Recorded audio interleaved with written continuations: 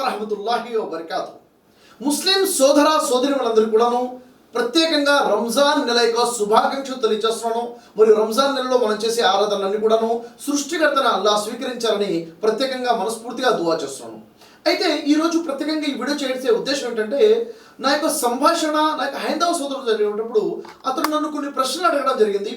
ఆ ప్రశ్నలే ఈరోజు నేను మీ ముందు తీసుకురావాలనుకున్నాను. అసలు ఈ ప్రశ్నలకి మీరేం సమాధానం చెప్తారని కూడా నేను తెలుసుకోవాలనుకున్నాను. సో ఈ వీడియో చాలా జాగ్రత్తగా చూడండి, చివరి వరకు చూడండి. నేనేమడుగుతున్నాను మిమ్మల్ని, నన్ను ఏ విధంగా ప్రశ్నించారు, అసలు దీని దగ్గర మన దగ్గర సమాధానం ఉందా లేదా అన్నది కూడా కావాలి. మీరు కామెంట్లో తెలియచేయండి మీ ఫీలింగ్స్ ఏంటి, మీ సమాధానాలు ఏంటి, మీకు ఏమనిపించింది వీడియో చూసిన తర్వాత అన్నది. ఏంటి విషయం ఏంటంటే, మొదటి విషయము ఆ సోదరుడు నన్ను అడిగిన ప్రశ్న ఏమిటంటే, ముస్లిం సోదరులు రంజాన్ నెల రాగానే ఖచ్చితంగా చాలా నిష్ఠగా 30 రోజులు ఉపవాసాలు పాటిస్తారు కదా, ఎందుకని పాటిస్తారు అని అడగడం జరిగింది. నేను అన్నాను, లేదు, ఖురాన్ అవతరించిన నెల రంజాన్ నెల కాబట్టి సృష్టికర్తన దేవుడు ఆజ్ఞాపించాడు రంజాన్లో ఉపవాసాలు పాటించమని చెప్పేసి, కాబట్టి పాటిస్తాము, ఇది ఫరజ్ బాధ్యత అని చెప్పడం జరిగింది. మరి దీనివల్ల ఉపయోగాలు ఏంటి సార్ అంటే, ఉపయోగాలు చాలా ఉన్నాయి. ఇది ఎవరైతే ఉపవాసం ఉంటారో వాళ్ళ కోసం ప్రత్యేకంగా దేవుడు ప్రతిఫలాన్ని ప్రసాదిస్తాడు, పరలోకంలో ఉన్నతమైన స్థానం ఉందని నేను అతనికి వివరించాను.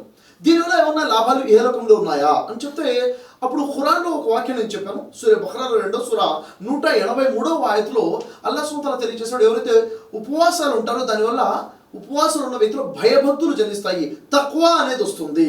ఈ విషయం నేను తెలియజేశాను. అంటే భయభక్తులు వస్తే ఆ వ్యక్తి ఏమైపోతాడు, తప్పు పనులు చేయకుండా ఆగిపోతాడు. ఈ సంభాషణలో జరిగిన మరొక ప్రశ్న ఏమిటంటే, అతను అడిగింది, ఈ నమాజ్ చేస్తారు కదా చాలా నిష్ఠగా రంజాన్లో కాదండి, ప్రతిరోజు కూడా చేస్తాము, రంజాన్ ఉన్నా రంజాన్ లేకపోయినా సంవత్సరం మొత్తము 5 కూడా నమాజ్ చేస్తామని చెప్పాను. ఈ నమాజ్ వల్ల లాభాలు ఏంటి? నమాజ్ కూడా ఫరజ్ అంటే బాధ్యత, దానివల్ల చాలా గొప్ప లాభాలు ఉన్నాయి, పరలోకంలో ప్రతిఫలం ఉంది, దేవుడు ఆజ్ఞాపించాడు చేయమని చెప్పేసి. ఇహలోకంలో లాభాలు ఉన్నాయా అంటే ఖచ్చితంగా సూర అంకబూత్లో 29వ సూర 45వ ఆయతులో చెప్పడం జరిగింది, నిశ్చయంగా నమాజ్ అనేది మిమ్మల్ని చెడు కార్యాల నుంచి, అశ్లీలమైన కార్యాల నుంచి, నీతి బాహ్యమైన పనుల నుంచి మిమ్మల్ని ఖచ్చితంగా ఆపుతుంది అని చెప్పేసి దేవుడు తెలియజేస్తున్నాడు. అంటే ఓవరాల్గా ఇక్కడ తెలిసిన విషయాలు ఏంటంటే, ఉపవాసము రోజా ఉండడం వల్ల మనిషిలో దైవభీతి వస్తుందని, నమాజ్ చదవడం వల్ల చెడు కార్యాల నుంచి, నీతి బాహ్యమైన పనుల నుంచి ఈ నమాజ్ వలన ఆపేస్తుందని చెప్పేసి ఈ వివరణలో నేను అతనికి తెలియజేశాను.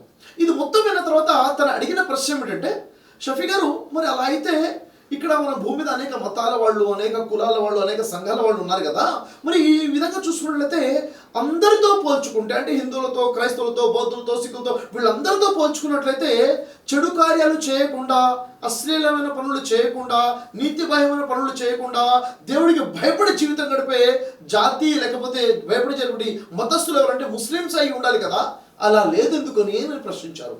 అంటే అందరూ తప్పు చేస్తుంటే ముస్లింలు కూడా తప్పు చేస్తున్నారు కదా, అందరూ కూడా ఎలా జీవితం గడుతున్నారు అలాగే ముస్లింలు జీవితం గడుతున్నారు, ప్రత్యేకంగా ఏమి మార్పేం కనబడట్లేదే చూస్తుంటే అని చెప్పేసి ఒక ప్రశ్న అడిగారు. ఆ ప్రశ్నకి సమాధానం చెప్పాలంటే నేనే తడబడ్డాను అక్కడ. నిజమే కదా, రోజాలు భయభక్తులు జనించాలి కదా, ఉపవాసాలు కొంతమంది ఉన్నారంటే దాదాపుగా ముస్లింలు అందరూ 99% ముస్లిమ్స్ ఉపవాసాలు అంటున్నారు. మరి దానివల్ల భయభక్తులు రావాలి కదా, భయభక్తులు, దేవుని యొక్క భయభక్తులు వచ్చినప్పుడు మనిషి తప్పు నుంచి దూరం అయిపోవాలి కదా. అంటే ప్రత్యేకంగా ఆ ముస్లిం సమాజం ప్రత్యేకంగా కనబడాలి కదా, వీళ్ళు చూసారా పాపాలు చేయరు, వీళ్ళు చూసారా తప్పులు చేయరు, వీళ్ళు చూసారా చెడుకాల నుంచి దూరంగా ఉంటున్నారు అంటే ప్రత్యేకంగా చూడాలి కదా. అంటే ఒక పెద్ద ప్రశ్న వచ్చేసింది.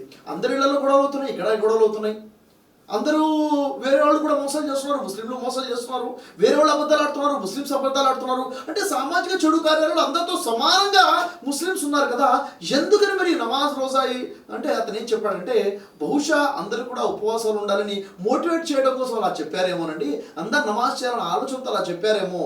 అంటే నిజానికి చెడు కార్యాల నుంచి ఆపండి బలము, ఆ శక్తి నమాజ్లో కానీ, భయభక్తులు జరించేసి డిసిప్లిన్ లైఫ్లో వచ్చే శక్తి రోజాలో కూడా లేదు. అలా చెప్పడం జరిగింది, పెద్దలు చెప్పారేమో, లేదంటే ఇది సృష్టికర్తన దేవుడు చెప్పిన విషయము అని నేను చెప్తున్నాను. మరి మార్పు ఎక్కడ ఉంది?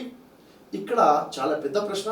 మరి ఇదే ప్రశ్న నేను మిమ్మల్ని అడుగుతున్నాను, ఇది గుండె మీద చేసుకున్న సమాధానం చెప్పాలనుకుంటే నిజంగా మీరు చెప్తున్న సమాధానం ఏంటి? ఎందుకని సమాజంలో మార్పు రావటం లేదు? ఉపవాసాలు ఉన్నా కానీ భయభక్తులు ఎందుకు రావటం లేదు? నమాజ్ చదువుతున్నా కానీ చెడు కార్యాలకు దూరం ఎందుకు అవ్వలేకపోతున్నాము? ఈ ప్రశ్నకి మీరైతే సమాధానం ఏం చెప్తారు? ఖచ్చితంగా మీ ఆన్సర్ నాకు కావాలి. కింద టైప్ చేయండి, వీడియోను పాజ్ చేయండి, కింద టైప్ చేయండి. ఆ తర్వాత నేను పరిశీలించిన తర్వాత నేను అతనికి ఇచ్చిన సమాధానం ఏంటో ఇప్పుడు నేను మీకు తెలియజేస్తాను. మిష్కాతుల్ మసాబీ హదీస్లో హదీస్ నంబర్ 6729లో ప్రవక్త ముహమ్మద్ సల్లల్లాహు అలైహి వసల్లం యొక్క ప్రస్తావన అక్కడ ఏముంటుందంటే, ప్రవక్త ముహమ్మద్ ఆ విధంగా మస్జిద్లో ఉంటారు. అక్కడ ఇద్దరు సహబాలు వస్తారు. వచ్చి వాళ్ళిద్దరు కూడా నమాజ్ చేస్తున్నారు. జుహర్ నమాజ్ చేశారు. కొంచెం సేపు తర్వాత అసర్ నమాజ్ కూడా చేశారు. వాళ్ళిద్దరిని ప్రవక్త ముహమ్మద్ పిలిచారు. పిలిచి మీరు ఇద్దరు రండి పిలిచిన తర్వాత వాళ్ళిద్దరితో ఏమంటున్నారంటే, మీరు వెళ్ళి మళ్ళీ వజూ చేయండి, మళ్ళీ నమాజ్ని రిపీట్ చేయండి. మీరు ఈరోజు ఉపవాసం ఉన్నారు కదా, ఉపవాసాన్ని విరమించేసేసి ఉపవాసం రేపు మళ్ళీ ఇదే అప్పుగా ఉండండి, అంటే హజాగా ఉండండి, నాగా చేయండి అని చెప్తారు.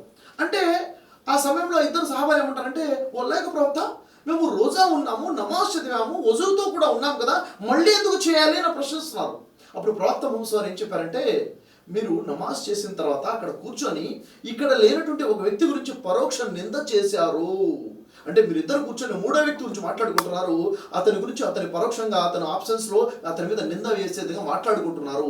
మీ వజూ భంగం అయిపోయింది, మీ నమాజ్ రద్దు చేయబడింది, మీ ఉపవాసము భంగం అయిపోయింది అని తెలియచేయడం జరిగింది. సోదరులు ఒకసారి ఆలోచించండి. నిజంగా చెప్పాలంటే ఈ విషయం మనకి ఎంతమందికి తెలుసు ఈ విధంగా?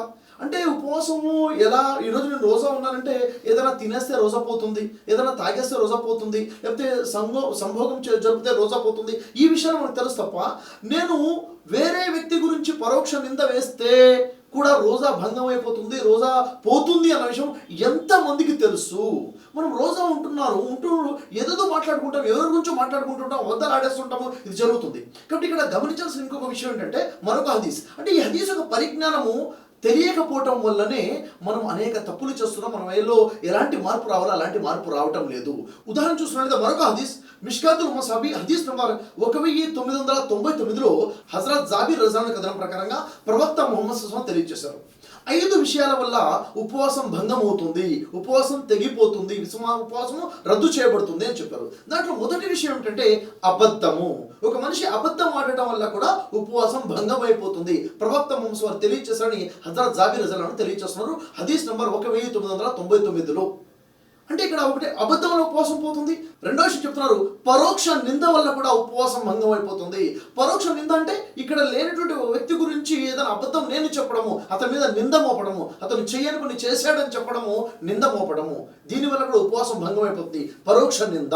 మూడో విషయం చెప్తున్నారు, చాడీల వల్ల కూడా ఉపవాసం భంగం అయిపోతుంది. చాడీలు అంటే ఏంటి? ఒక ఇద్దరు కూర్చొని అక్కడ లేనటువంటి వ్యక్తి గురించి ఉన్న విషయం మాట్లాడుకోవడం చాడీ, లేని విషయం కాదు, అంటే నింద మోపడం కాదు. అంటే ఇక్కడ ఫలానా వ్యక్తి ఇలా చేశాడు అని చెప్పేసి వాళ్ళ గురించి మాట్లాడుకుంటూ ఉండడము, ఒక వ్యక్తి లేనటువంటి వ్యక్తి గురించి మాట్లాడడం, చాడీలు చెప్పడం కూడా ఉపవాసం భంగం అయిపోతుంది అని చెప్పారు. నాలుగో విషయం చూసినట్లయితే అబద్ధ సాక్ష్యం పలకడము. అబద్ధ సాక్ష్యం అంటే నేను సాక్ష్యం చెప్తున్నాను అని చెప్పేసి ఏదైనా అబద్ధం చెప్పడం, అబద్ధంగా సాక్ష్యం చెప్పడము, లేనిది ఉందని ఉంది లేదని చెప్పేసి సాక్ష్యం చెప్పడం, ఆ సాక్ష్యం అబద్ధమై ఉంటే మాత్రం రోజా భంగం అయిపోతుంది. ఐదో విషయం చెప్పారు, కామ దృష్టి కలిగి ఉండడము. ఎవరు చెప్పారు? ప్రవక్త ముహమ్మద్ సల్లల్లాహు తెలియజేశారు. మరి ఈ విషయాల యొక్క పరిజ్ఞానం ఎంతమంది ముస్లింలకు ఉంది? ఈరోజు నేను ఉపవాసంతో ఉన్నాను అంటే, ఉపవాసంతో ఉండి నేను చాడీలు చెప్తుంటే ఉపవాసం పోతుంది, ఏదో తింటేనే ఉపవాసం పోతుందని మనకే తెలుసు కదా నాకు. మరి చాడీ చెప్తే ఉపవాసం పోతుంది, నేను చాడీలు చెప్పకూడదు.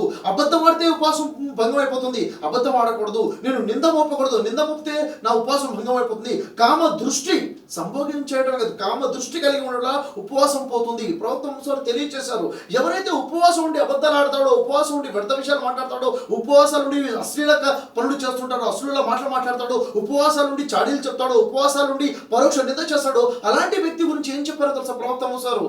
ఆ వ్యక్తి కేవలం ఆకలి దప్పికలతో ఉన్నాడు తప్ప అతనికి అల్లాహ్ వద్ద ఎలాంటి ప్రతిఫలము లేదు అని చెప్పారు. అంటే ఒక వ్యక్తి ఉపవాసంతో ఉండి, రోజా ఉండి, అతను చాడీలు చెప్తూ, అబద్ధాలు ఆడుతూ, పరోక్ష నింద చేసుకుంటూ, కామదృష్టి కలిగి ఉండి, అశ్లీల ఆలోచన కలిగి ఉంటే అతను రోజా భంగం అయిపోయింది. కేవలం ఆకలితో ఉన్నాడు, దాహంతో ఉన్నాడు తప్ప అతనికి ఉపవాసం యొక్క ప్రతిఫలం లేదు. అంటే ఉపవాసం భంగం అయిపోయింది అన్న విషయం అర్థమైపోతుంది కదా. ఎంతమందికి దీని యొక్క క్లారిటీ ఉంది? నిజంగా ఉపవాసాలు ఉంటున్నా కానీ మనలో మార్పు ఎందుకు రావట్లేదు, ఎందుకని ప్రజలు ప్రశ్నించే స్థాయిలో ఇలా వచ్చేసింది అంటే, నిజంగా మనం హదీస్ యొక్క అవగాహన లేదు. అసలు మనిషిలో నైతికత రావడం గురించి, మనిషిలో ఒక గొప్ప మార్పు రావడం గురించే ఉద్దేశము ఉపవాసము. మరి అలాంటి మార్పు రావట్లేదు ఎందుకు అంటే, మనం నిజంగా ఉపవాసాన్ని అర్థం చేసుకోలేకపోయాము. మరొక విషయము, నమాజ్ చెడు కార్యాల నుంచి ఆపుతుంది అని అల్లాహ్ సుబ్హానహు చెప్తున్నాడు ఖురాన్లో. కానీ నమాజ్ చెడు కార్యం నుంచి ఆపట్లేదు ఎందుకని అంటే, మనం చేస్తుంది నమాజ్ కాదు. అల్లాహ్ ఏ విధంగా నమాజ్ చేయమన్నాడో ఆ విధంగా మనం నమాజ్ చేయట్లేదు. అంటే నమాజ్ అంటే ఏమిటి అంటే, ప్రాపంచిక అన్ని అన్ని సంబంధాలు తెంచేసుకోవడమే నమాజ్. మానసికంగా అన్ని సంబంధాలు తెంచేసుకోవాలి అంటే ఆ ఏ 5 నిమిషాల కోసమైతే నువ్వు దేవుడి ముందు నమాజ్ కోసం నిలబడుతున్నావో 5 నిమిషాలు ఏ సంబంధం కూడా లేకుండా మానసికంగా తెంచేసుకోవాలి, కట్ చేసుకుని పూర్తిగా దేవుడితో కనెక్ట్ అయిపోవాలి. అది అలా నమాజ్ చేస్తున్నామా? ఈరోజు అల్లాహు అక్బర్ అని చెప్పేసి రకాత్ కట్టేసి నిల్చొని ఏదేదో ఊహించుకున్నాం, ఏదేదో ఆలోచించుకున్నాం అంటే ప్రాపంచిక సంబంధాలు తెంచుకోవడం లేదు. ఎందుకని నమాజ్ మీద ఏకాగ్రత రావట్లేదు? దేవుడు అంటే భయభక్తులు ఎందుకు రావట్లేదు అంటే నమాజ్ ఏదైతే చేస్తున్నామో ఏదో అరబీలో ఉన్నటువంటి ఆ సూరాలు అయితే బట్టి కొట్టి చదువుతున్నామే తప్ప దాని లోతేమిటి, దాని అర్థం ఏంటి, దాని భావం ఏంటో అర్థం చేసుకునే ప్రయత్నం చేయట్లేదు. అలాంటి నమాజులు అల్లా స్వీకరిస్తాడా? ఒక్కసారి ఆలోచించండి. మన నమాజులు స్వీకరించబడాలన్నా, మన రోజులు స్వీకరించబడాలన్నా పూర్తి ముస్లిం సమాజంలో గొప్ప మార్పు ప్రజలు చూడగానే వ్యక్తులంటే ఇలా ఉండాలి, సమాజం అంటే ఇలా ఉండాలని చూసే విధంగా మనలో మార్పు రావాలంటే, గొప్ప మానవత్వం మనలో కనబడాలంటే, నైతిక విలువలు కనబడాలంటే నమాజ్ అయినా రోజా అయినా కానీ దానికి ఒక ఉద్దేశాన్ని నెరవేరే విధంగా ఖురాన్ హదీస్ని అర్థం చేసుకుని భయభక్తులతో అర్థం చేసుకుని ఎప్పుడైతే మనం పాటిస్తామో ఖచ్చితంగా మనము వాళ్ళు ప్రశ్నించి మనం సమాధానం చెప్పాల్సిన అవసరం ఉండదు. మన జీవితమే ఒక గొప్ప సమాధానంగా ఉంటుంది, మన జీవన విధానమే గొప్ప సమాధానంగా ఉంటుంది. కాబట్టి ఈ వీడియో చూస్తే మీకు ఎలా అనిపించింది? దీని మీద మీ అభిప్రాయం ఏంటి? ఎందుకంటే ఖురాన్ మీద హదీస్ మీద మన అభిప్రాయాలు చెప్పేది ఏం లేదు, కానీ ఈ విషయాలు విన్న తర్వాత ఇంతకాలం నాకు తెలియదు అనే వాళ్ళు ఎంతమంది ఉంటారు? నిజంగా ఇది నాకు తెలియదు సార్, మొదటిసారిగా నేను తెలుసుకున్నాను అనేవాళ్ళు ఉంటే కామెంట్ చేయండి. మరి అనేక వందల వేల లక్షల కోట్ల మందికి ఈ విషయం తెలియదు కాబట్టి ప్రజలకు తెలియచేయండి. ఈ హదీస్ తెలుసుకోవడం ద్వారా ఖచ్చితంగా మన రోజాల వ్యవహారంలో, రోజాలు ఉండే విధానంలో మార్పు వస్తుందని ఆశిస్తున్నాను. సృష్టికర్తన దేవుడితో నేను దువా చేస్తున్నాను, నిజమైన ధర్మాన్ని అర్థం చేసుకుని ఆచరించే భాగ్యం మనందరికీ ప్రసాదించాలని చెప్పేసి జజాకల్లాహు ఖైర్. అస్సలాము అలైకుం వరహ్మతుల్లాహి వబరకాతుహు.